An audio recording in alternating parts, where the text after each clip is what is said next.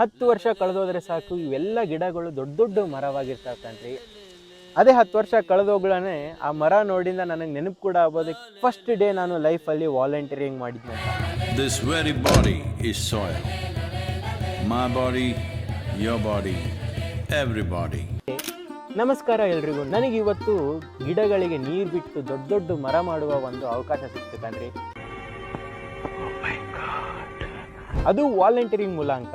ನಾನು ಬೆಂಗಳೂರಲ್ಲಿದ್ದೆ, ಸೊ ನನಗೆ ಇಶಾ ಫೌಂಡೇಶನ್ ಸಮೀಪಿತ್ತಂತ ನಾನು ಇಲ್ಲಿ ಬಂದು ವಾಲಂಟಿಯರಿಂಗ್ ಟ್ರೈ ಮಾಡಿದ್ದೀನಿ. ಇವತ್ತು ನನಗೆ ಎಷ್ಟು ಖುಷಿ ಆಗ್ತಿದೆ ಗೊತ್ತಾ, ಗಿಡಗಳಿಗೆ ನೀರು ಬಿಟ್ಟು ಮರ ಮಾಡಲು ಅದು ಒಂದು ಕಡೆ. ಆದರೆ ಇನ್ನೂ ಒಂದು ಈ ಬೆಂಗಳೂರು ಕಡೆ ಇರುವಂಥ ಸದ್ಗುರು ಸನ್ನಿಧಿ ಕಡೆ ಒಂದು ಸ್ಟ್ರೆಚ್ ಇದೆಯಲ್ಲ, ಇದ್ರ ಮುಂದುಗಡೆನೆ, ಈ ಸ್ಟ್ರೆಚ್ ಮುಂದುಗಡೆನೆ ನಾನು ಗಿಡಗಳಿಗೆ ನೀರು ಬಿಟ್ಟು ಮರ ಮಾಡ್ತಿದ್ದೀನಿ ಅಂದರೆ ಎಷ್ಟು ಖುಷಿ ಆಗಲ್ಲ ಹೇಳಿ. ನನಗಂದ್ರೆ ಸಿಕ್ಕಾಪಟ್ಟೆ ಖುಷಿ ಆಗ್ತದೆ. ಬೆಂಗಳೂರಿಲಿತ್ರ ಆಶ್ರಮಕ್ಕೆ ಗಾಡಿ ಕೂಡ ಬಿಡ್ತಾರೆ ಕಣ್ರಿ, ಫ್ರೀ. ಏನಂದೆ ಇನ್ನೊಂದ್ಸಲ ಹೇಳು. ಫ್ರೀ ಅಂದರೆ ಯಾರಿಗೆ ಬೇಡವ, ಬೆಂಗಳೂರ್ಲಿತ್ರನೂ ಅವರೇ ಫ್ರೀಯಾಗಿ ಕರ್ಕೊಂಬರ್ತಾರೆ ನಮಗೆ. ಸೊ ಊಟ ತಿಂಡಿ ಎಲ್ಲನೂ ಅವ್ರದ್ದೇ ಫ್ರೀ.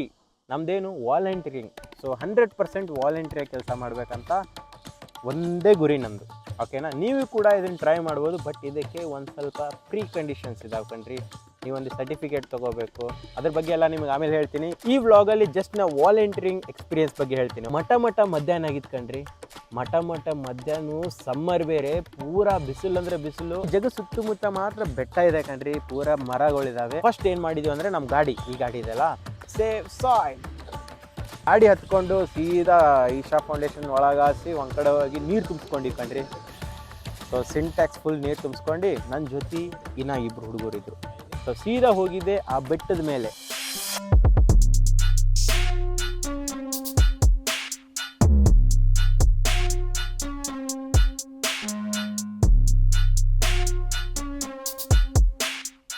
ಸೊ ರೋಡ್ ಪಕ್ಕಕ್ಕೆ ಮರ ಅಂತೇಳಿ ಹಂಗೇನು ಇದ್ದಿದ್ದಿಲ್ಲ ನಮಗೆ.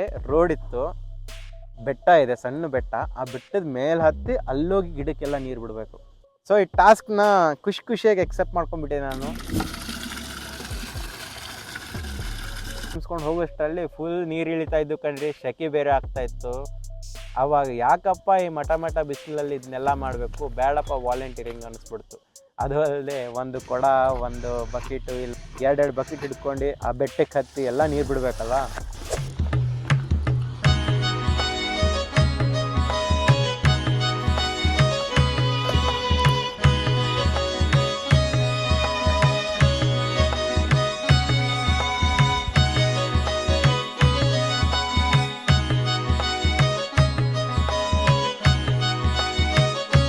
ಒಳ್ಳೆ ಅವಕಾಶ ಗೊತ್ತಾ ಇದು, ಕಾಡಲ್ಲಿ ಬೆಟ್ಟದಲ್ಲಿ ಮರ ಗಿಡಕ್ಕೆ ನೀರು ಹಾಕೋದು.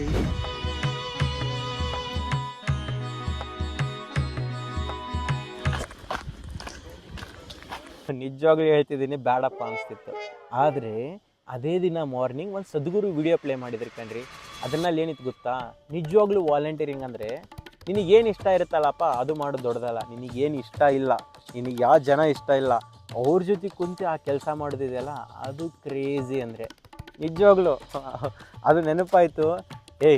ಏನು ಬಿಸಿಲು ಮಾಡಂಬ, ಇದೇನು ಬಿಸಿಲು ಕಾಣ್ಲಾರ್ದ ಬಿಸಿಲು ಅಂದ್ಕೊಂಡು ನನ್ನ ಮೈಂಡಲ್ಲಿ ಒಂದಿನ ತಾನೇ ಬಿಸಿಲು ನೋಡೋಣ ನಡಿ ಅಂತೇಳಿ ಮಾಡಿದೆ.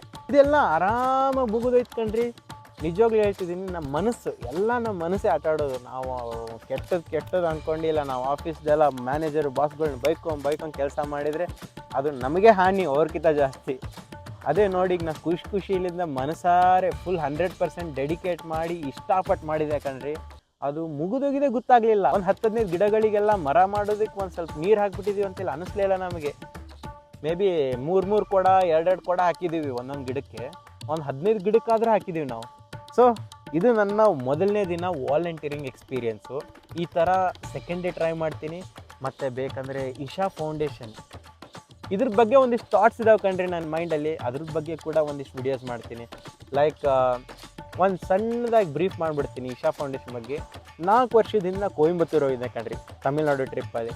ಅವರೆಲ್ಲ ಹಿಂಗೆ ಕೈ ಮುಕ್ಕೊಂಡು ಹೋಗೋದು, ಅವರೆಲ್ಲ ಈ ಥರ ಓಡಾಡೋದು, ಎಲ್ಲ ಜನ ಅಲ್ಲಿರೋ ವಾಲಂಟಿಯರ್ಸ್ ಎಲ್ಲ ಹಂಗೆ ಕೆಲಸ ಮಾಡೋದು ನೋಡಿ ಯಾವ ಹುಚ್ಚರ ಥರ ಇದ್ದಾರಾ, ಇಲ್ಲ ಏನಾದರೂ ಇಲ್ಲೇನು ಡ್ರಗ್ಸ್ ಗಿಕ್ಸ್ ಕೊಡ್ತಾರಾ, ಏನು ಹಿಂಗೆ ನಕ್ಕೊಂತ ಹೆಂಗೂ ಇರ್ತಾರಲ್ಲ ಜನ ಅಂತ ಅನಿಸ್ತಿತ್ತು. ಅದ್ರ ಹಿಡನ್ ಸೀಕ್ರೆಟ್ ಇಲ್ಲಿ ಏನಪ್ಪ ಅಂತದ್ದು, ಏನು ಮೋಹ ಮಾಡ್ತಾರೆ ಅಂಥದ್ದೇನು ನಿಮಗೆ ಮೈಂಡ್ ವಾಶ್ ಮಾಡ್ತಾರಾ ಅಥವಾ ಏನಾಗುತ್ತೆ ಅಂತ ಅದ್ರ ಒಂದು ಸಪ್ರೇಟ್ ವ್ಲಾಗ್ ಮಾಡಾಕ್ತೀನಿ. ಸೊ ಒಂದು ಬರೀ ನೀವು ಕೂಡ ನಿಮ್ಮ ಊರಲ್ಲೇ ಎಲ್ಲೋ ನಿಯರ್ ಬೈ ಇದ್ರೂ ಪರವಾಗಿಲ್ಲ, ವಾಲಂಟ್ರಿಂಗ್ ಮಾಡಿ ನೋಡಿ.